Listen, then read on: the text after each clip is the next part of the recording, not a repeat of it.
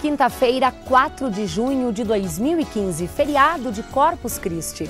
Seja bem-vindo, a gente está começando agora o canal de notícias aqui pela UPF TV, então fique com a gente e olha só os assuntos que nós preparamos para esta edição. CEPA da UPF completa 30 anos, mestrado e doutorado em História da UPF com inscrições abertas. E no doutorado tem bolsa de 100% para quem fez o curso de História e o mestrado na UPF. Projeto Crescer Sem Violência do Canal Futura debate a violência sexual em crianças e adolescentes. Escola em Passo Fundo mostra que o palco pode ser o caminho para um mundo de novas experiências. E ainda a gente vai contar como estão os preparativos da Rede Notre Dame para a cantata natalina deste ano. O tema é fraternidade, tem novidade vindo por aí. Então, continue conosco porque aqui você já viu, né? Encontra mais conteúdo.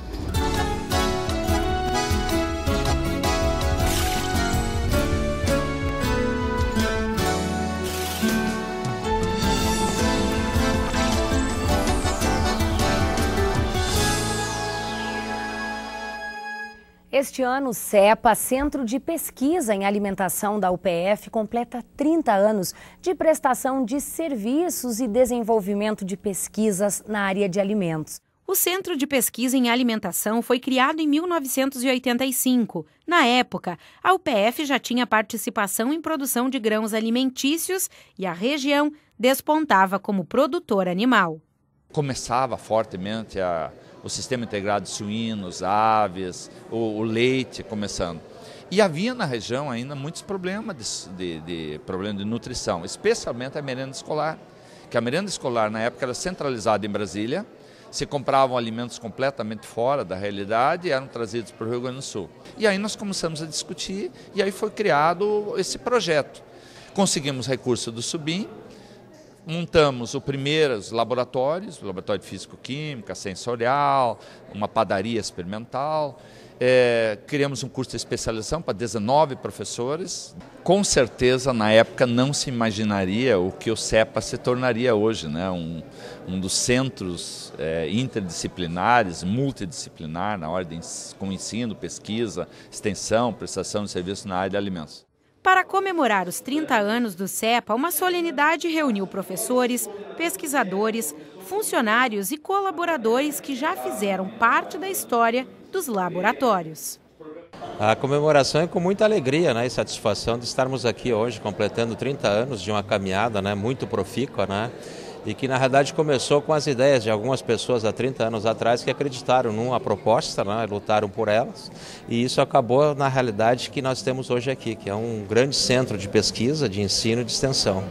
Então aqui nós temos materializado, né, muitas horas de trabalho, de pensar de muitas pessoas, né, que fizeram isso se tornar essa realidade. Hoje, o centro conta com 11 laboratórios que são referência na região sul do país e que prestam consultoria, emitem laudos e fazem a certificação e desenvolvimento de produtos.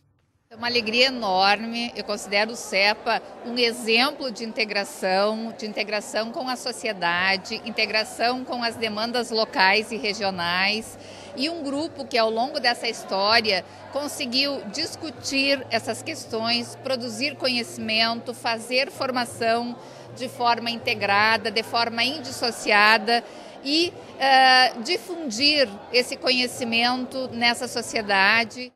Política e relações de poder, espaço, economia e sociedade, tem ainda outro tema, cultura e patrimônio. Essas são as 3 linhas de pesquisa dos cursos de mestrado e doutorado em História da UPF, cursos que estão com inscrições abertas. Para falar um pouquinho mais sobre esse assunto, nós convidamos o professor Adelar Heinsfeld. Professor, sempre muito bem-vindo à programação da UPF TV. É um prazer mais uma vez lhe receber aqui. Prazer é meu. Normalmente o senhor nos visita nos feriados, falando de alguns personagens históricos, não é, professor? Mas hoje para falar de algo também importante, que é o crescimento profissional por meio de um mestrado ou de um doutorado.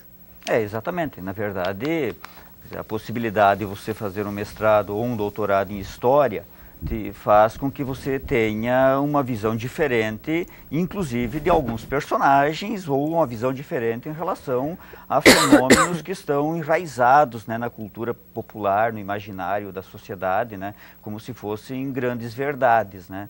Então, você investigar história com profundidade significa trazer à tona novas versões a partir de novas documentações, enfim, né. Bom, professor, tanto no mestrado quanto no doutorado, houve muita produção de conteúdo. Que exemplos a gente pode trazer de trabalhos realizados pelos alunos? Bem, no mestrado nós já temos em torno de 250 dissertações defendidas. Então, são 250 mestres que estão no mercado de trabalho, contribuindo para a melhoria da educação, seja no nível superior, no ensino médio, no ensino fundamental. Isso tanto no Rio Grande do Sul, como Santa Catarina, como no Paraná, que é basicamente da onde vêm os nossos alunos, né? E no doutorado, como nós começamos apenas no ano passado, isso significa que não temos ainda nenhum trabalho concluído, né? Então, daqui a uns 3 anos e meio, 4 anos, é que começarão a aparecer os primeiros resultados, né, das teses que estão sendo trabalhadas, né, desde então agosto do ano passado. Professor, a gente falou aí no início que o aluno que fez História, o curso de História na UPF, fez o mestrado também na Universidade de Passo Fundo, tem agora uma situação privilegiada no doutorado. Só uma pequena correção. Na verdade, não é quem fez o curso de História ou o mestrado em História. Quer dizer, todo o egresso da universidade, em qualquer graduação que tenha feito, né, desde que tenha feito graduação na Universidade de Passo Fundo e o mestrado também na Universidade de Passo Fundo, indiferente da área, né, o doutorado ele terá de uma forma gratuita, ou seja, bolsa 100%. Né? Pode ter feito jornalismo, então, mestrado em educação. Sim. E agora o doutorado em História. O importante é ter estudado na UPF. Exatamente, ou seja, essa ideia da fidelização, né? Ou seja, o sujeito fiel à Universidade de Passo Fundo. O mestrado de História, esse sim recebe de uma forma muito ampla alunos de diferentes áreas do conhecimento. Sem dúvida. E no doutorado também, né? Doutorado também. O mestrado, evidentemente, como já está consolidado, né? Então nós temos aí, hoje, ostentando o título de mestre em História, pessoas que vieram do jornalismo, que vieram do direito, da economia, da educação, da arquitetura, enfim, das mais diversas áreas do conhecimento, e que é possível, né, você fazer um estudo aprofundado a nível de pós-graduação, voltado então para a História. Isso porque a história é algo fundamental na nossa vida e não importa se você é um engenheiro, um médico, não importa a profissão que exerce, professor. Sem dúvida, né? É evidente que somos suspeitos em falar nisso, né? Mas penso que todo profissional que conheça um pouco mais de história, ele vai ser um profissional muito melhor, né, na sua atividade específica. Né? Bom, inscrições até 15 de junho, tem o site com informações completas.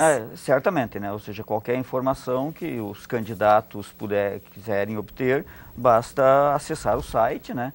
É óbvio, né, que estamos já na reta final das inscrições, então quem ainda não pensou, né, até o presente momento, penso que é muito difícil, né, fazer um projeto viável para ser selecionado agora, né, num prazo de 10 dias. Né? Mas pode se organizar para o próximo, não é? Certamente, porque é uma coisa que a gente tem que chamar atenção, porque diferentemente do vestibular, né, quando o sujeito está tentando ingressar num curso de graduação, ingressar numa pós-graduação significa ter um projeto de pesquisa já amadurecido, ou ao menos uma ideia do que pretende investigar, né? Então é muito difícil alguém que de última hora pense um tema e elabore aí numa semana um projeto e certamente não terá sucesso no processo seletivo. Poderá sim amadurecer isso, né, para que na próxima seleção possa obter êxito, né? Perfeito. Professor, obrigada. Um bom feriado para o senhor. Para todos nós. Obrigada. Bom, e o Canal Futura realiza há mais de 5 anos em todo o país o projeto Crescer Sem Violência. A proposta é trabalhar o enfrentamento das violências sexuais contra crianças e adolescentes. Em Passo Fundo, o encontro do projeto foi na Sala Futura. Na Sala Futura, em Passo Fundo, professores, psicólogos, profissionais da área da saúde se reuniram para debater o tema. De acordo com órgãos oficiais, 80% dos casos de abusos sexuais no Brasil ocorrem dentro de casa. E é aí que está o desafio. Muitas vezes a criança ou adolescente, por medo, não conta que sofreu um abuso. porém dá sinais sobre o fato que precisam ser identificados. Então, muitas vezes é um desenho, que é um desenho às vezes inadequado para a sua idade, né, para o desenvolvimento da sua idade. Às vezes ela vai se tornar extremamente agressiva, né? Às vezes ela vai se tornar quietinha, calada, mas ela vai mudar o comportamento. E aí é importante que, especialmente, as pessoas que estão próximas dessa criança, e o professor, a professora são pessoas que passam muito tempo com a criança, é importante que eles estejam atentos a esses sinais que a criança possa dar. Zilda, que é mobilizadora comunitária do projeto Crescer Sem Violência, viaja por todo o sul do Brasil com oficinas que tratam sobre o assunto, abordando as técnicas para se identificar as formas de violência, como tratá-las e como fazer para ajudar as vítimas. Ela acredita que é preciso fortalecer a rede de proteção, que envolve a escola, o Estado, a saúde e principalmente a família. De acordo com estudos, em grande parte dos casos onde existe o registro de abuso sexual, também ocorrem outros tipos de violência. Às vezes, tu já tem um ambiente onde tem violência doméstica, onde tem algum tipo de dependência química, e aí a criança está inserida nesse contexto e termina facilitando ainda mais uma violência sexual contra a criança. Não é absolutamente todos os casos, mas há uma tendência para que as violências domésticas assim, elas aconteçam simultaneamente, né? Edivânia é professora e sabe da importância de trabalhar o assunto nas escolas, vendo a criança como um todo. A escola precisa se preocupar com a questão do educar e precisa olhar essa criança que apresentam esses maltratos. Então a escola também tem que ter esse olhar cuidadoso pedagógico e a dimensão também da denúncia quando preciso. Esse precisa ser feito. Não se pode omitir. Eu acho que ninguém precisa omitir esse cuidado com a criança. O projeto já é desenvolvido há 6 anos pelo Canal Futura e em 2015 cerca de 500 pessoas do Rio Grande do Sul, Santa Catarina e Paraná participam das oficinas. É uma corrente que tenta de uma forma didática e humana conscientizar aqueles que podem ajudar de alguma forma a transformar realidades. Então nós precisamos avançar na sensibilização da sociedade, nós precisamos conversar sobre isso, nós precisamos quebrar esses tabus para que a gente possa superar, porque tudo aquilo que a gente não conversa, que a gente não admite que é um problema social que existe, a gente não supera, né?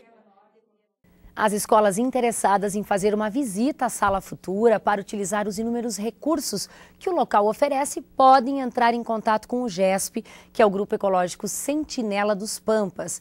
O telefone e o endereço da rede social são esses aí, que aparecem na tela.